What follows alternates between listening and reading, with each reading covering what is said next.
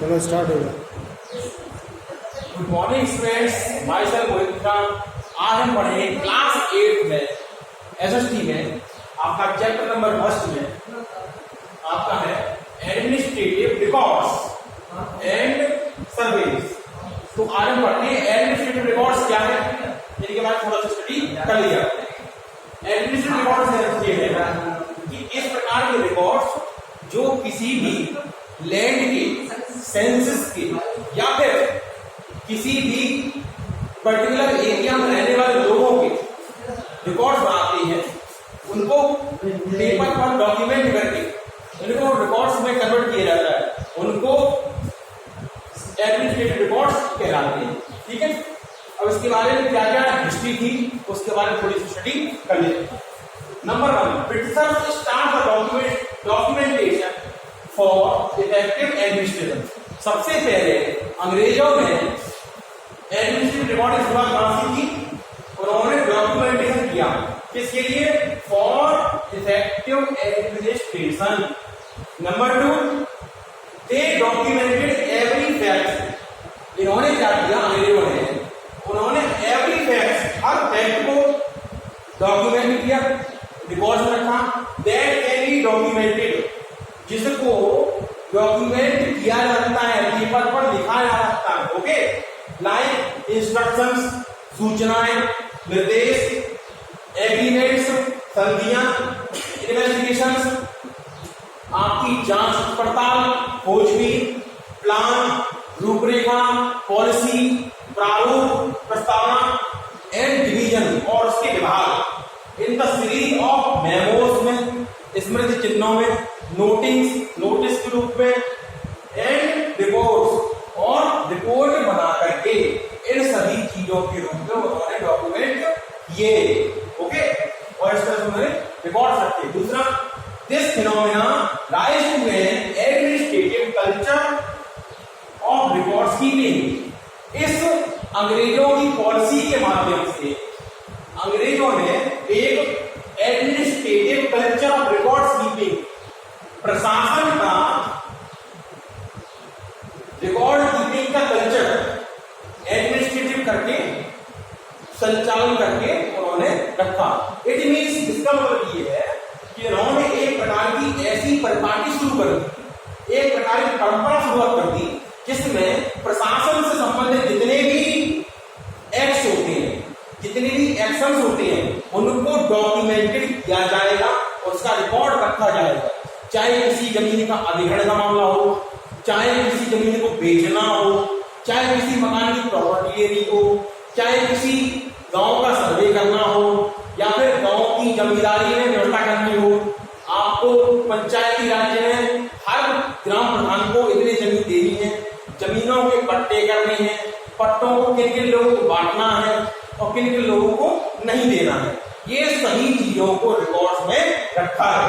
Okay, अब for being effective records करने के लिए उन्होंने क्या किया?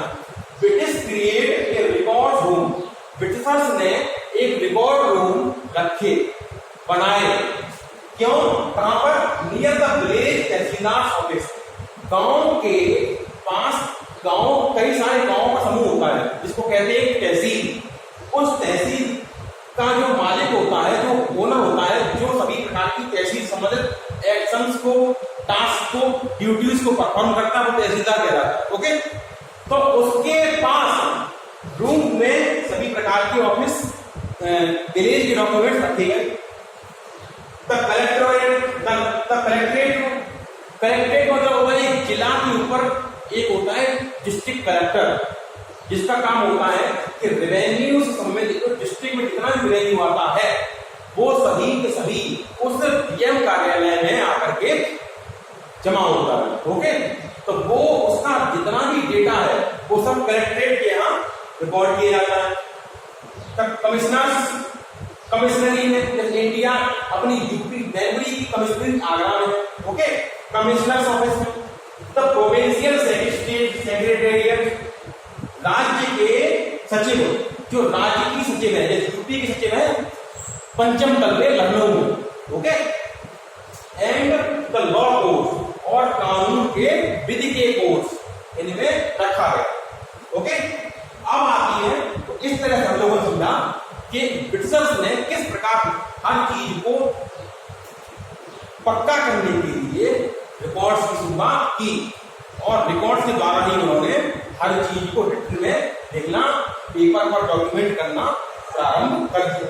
ओके, अब आपका सेकंड पॉइंट है सर्वे। सर्वे की शुरुआत भी उन्होंने अंग्रेजों ने ही की थी। तो थोड़े से देखते हैं कि इफेक्टिव इंडिपेंडेंट सिस्टम के लिए सर्वे का क्या इंपॉर्टेंस है, सर्वे क्या होता है और ये किस प्रकार हमारी हेल्प करता है। ओके, चलिए सर्वे क्या है।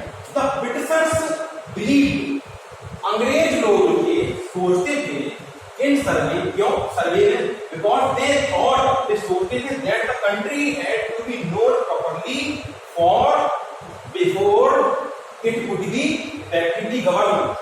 हम हिंदुस्तान को, इस कंट्री को इफेक्टिवली गवर्न करने की से पहले इसको पूरी अच्छी तरह से जान लें, इसीलिए सर्वे बहुत ज्यादा इंपॉर्टेंट है। हम किसी भी नई चीज को जिसके बारे में जानकारी कम है उस पर अगर हम नियंत्रण स्थापित करना चाहते हैं, कोई फैक्ट्री को खरीदना चाहते हैं तो हम उस फैक्ट्री का सर्वे करेंगे, उसके बारे में पता लगाएंगे, उसकी वर्कर कैसी है, उसकी जमीन कैसी है, वहां पर किस चीज की अधिकता है, वहां किस चीज की कमी है, जिससे कि हमें उस फैक्ट्री को ओन करने में, एक्वायर करने में कोई प्रॉब्लम ना हो।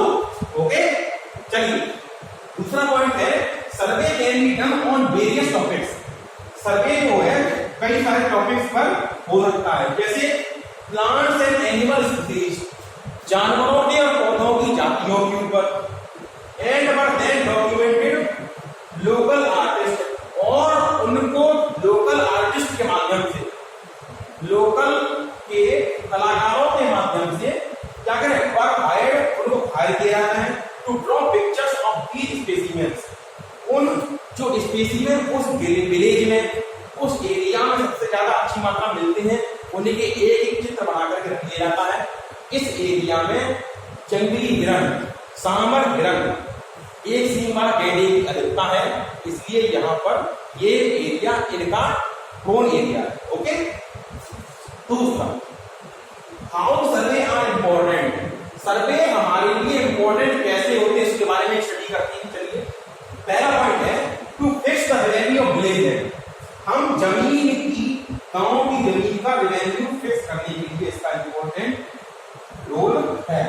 कैसे, we have to survey the detailed topography. Topography होता है टू डायमेंशनल, दो दिशाओं में, physical structure of a land. ठीक है, डिटेल्ड टोपोग्राफी में जैसे किसी गांव करना है तो गांव में मंदिर, उसके तालाब, उसका एरिया कितना है, जमीन कितनी ऊंची है, समुद्र सी लेवल से कितनी ऊंची है, उसमें बाग कितनी है, कितना एरिया कल्टीवेटेड है, कितना नॉन कल्टीवेटेड है, वाटर शेडेड एरिया कितना है, वाटर नॉन शेडेड एरिया कितना है, इसके बारे में हम उसकी डिटेल स्टडी करेंगे। ठीक है, तो detail topography, the soil quality, soil quality जमीन की, मिट्टी की गुणवत्ता कि वो कितनी है, मिट्टियां तो पता ही है कितनी प्रकार की होती है।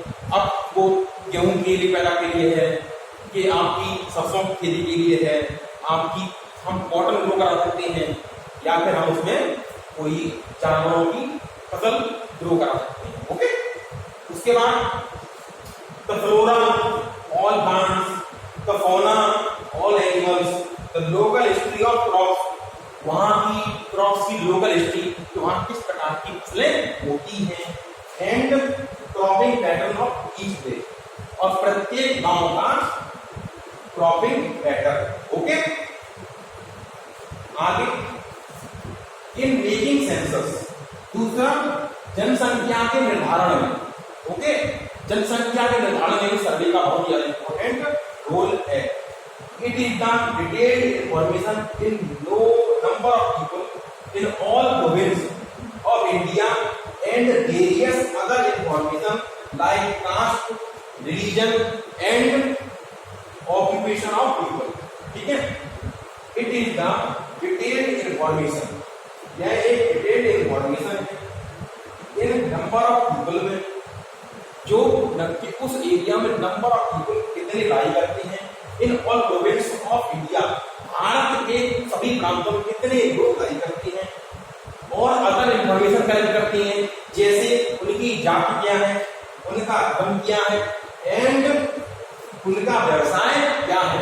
ओके, इस तरह से हम उनकी जाति, धर्म, व्यवसाय, नंबर ऑफ पीपल कितने लाई करते हैं हर प्रांत में, हर जिले में, हर कस्बे में, हर राज्य में, और इस हिसाब से हम आंकड़ा लगा लेते हैं कि हमारे देश में कितनी जनसंख्या है।